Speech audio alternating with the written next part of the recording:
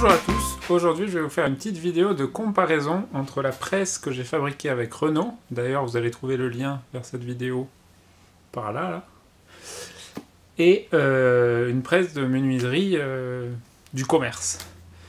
J'ai la chance d'avoir l'établi de Henk, un ami à moi, pour pouvoir comparer les deux et on va voir un peu quelles sont les différences, qu'est-ce qu'on aurait pu fabriquer différemment aussi, pourquoi on a autant galéré, et voilà, comme ça vous aurez peut-être une idée de comment faire si jamais vous voulez vous faire une presse.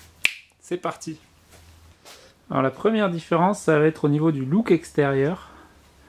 Vous pouvez voir que moi, j'ai une seule mâchoire. Si j'ouvre, il y a une seule mâchoire.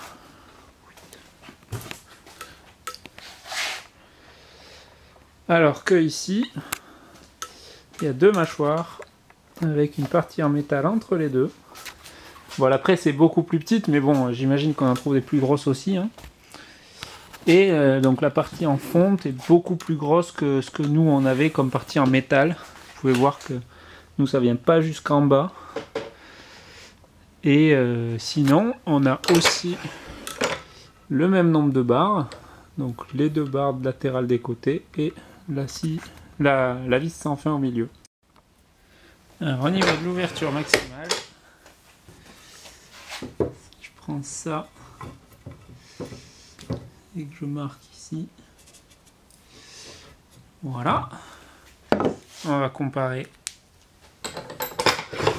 avec ma presse. Alors, du coup, là, si j'ouvre, on voit que ça passe sans problème. Alors au niveau de l'utilisation, une des grandes différences, c'est que ma presse, si je desserre, la mâchoire ne va pas reculer d'elle-même.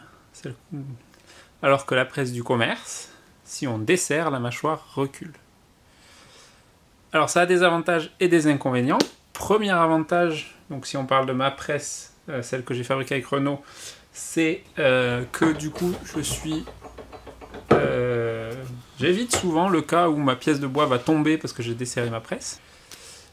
A l'inverse, sur la presse du commerce, des fois c'est bien pratique que quand on desserre, on puisse récupérer la pièce. Alors la seconde grande différence, c'est le pas de vis. Donc le pas de vis de ma presse, il est relativement petit, c'est une vis industrielle habituelle. Et du coup, pour bouger de 5 cm, il faut faire à peu près 12 millions de tours.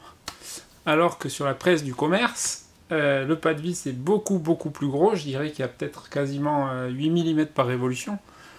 Ce qui fait que la presse ferme et ouvre beaucoup plus rapidement. J'ai pas constaté de grosses différences au niveau de la puissance de serrage. Donc, je sais pas si ça a une influence ou pas, mais j'en ai pas constaté à l'usage en tout cas. Après, je me suis beaucoup plus servi de la mienne que de celle de Henk. Et je dois dire que j'ai pas eu de problème, j'ai toujours pu serrer aussi fort que j'avais besoin. Une autre différence, ça va être la forme de ce pas de vis. Sur ma presse, le pas de vis, c'est un pas de vis vraiment tout ce qu'il y a de plus standard. Je vais essayer de vous faire un zoom dessus. Ça veut dire que il n'est pas profilé pour que le système de quick release s'enclenche facilement. Et des fois, j'ai des problèmes à l'enclencher.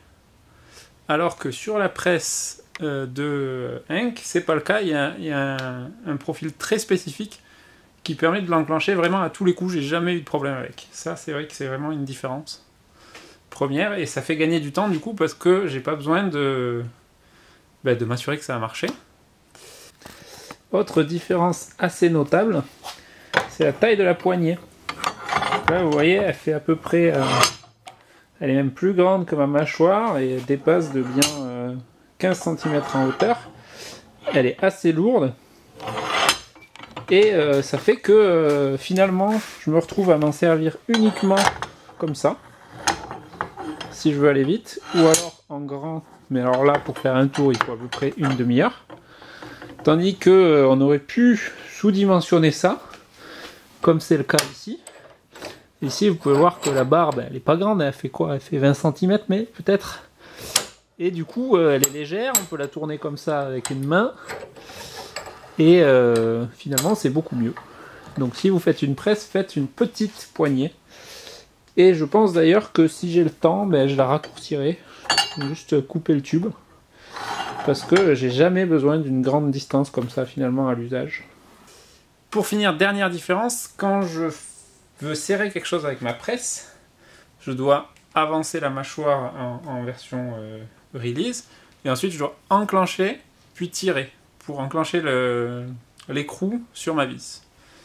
J'ai pas besoin de faire ça avec celle de Henk, parce que le ressort force l'écrou en position, alors que sur notre presse, avec notre mécanisme qu'on a fait avec Renault, le ressort, il n'y a pas de ressort en fait. Le ressort c'est la gravité, et la gravité elle tire l'écrou en dehors de la vis.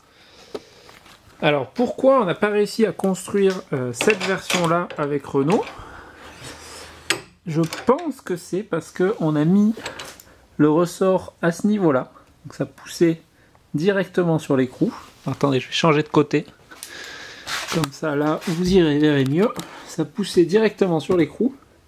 Et du coup, ça voulait pas coulisser. Alors que là, si le ressort est dans la poignée, finalement, sur la barre, ça permet à la partie écrou d'être complètement relâchée. Et du coup, là, quand ça coulisse, eh ben, ça peut avoir un peu de jeu, il n'y a pas de souci. Voilà, je pense que c'est la chose qui nous a manqué quand on l'a fait. Donc si vous voulez le faire, il faut faire comme ça. Voilà, du coup, au final, eh ben, je suis quand même très très content de ma presse. Et je pense que si c'était à refaire, quand même, j'essaierais de faire l'autre mécanisme, une poignée plus fine. Et par contre, je garderai l'ouverture et le fait d'avoir une seule mâchoire. Parce que j'aime vraiment bien ça. Voilà. Donc, à bientôt et bricolez bien.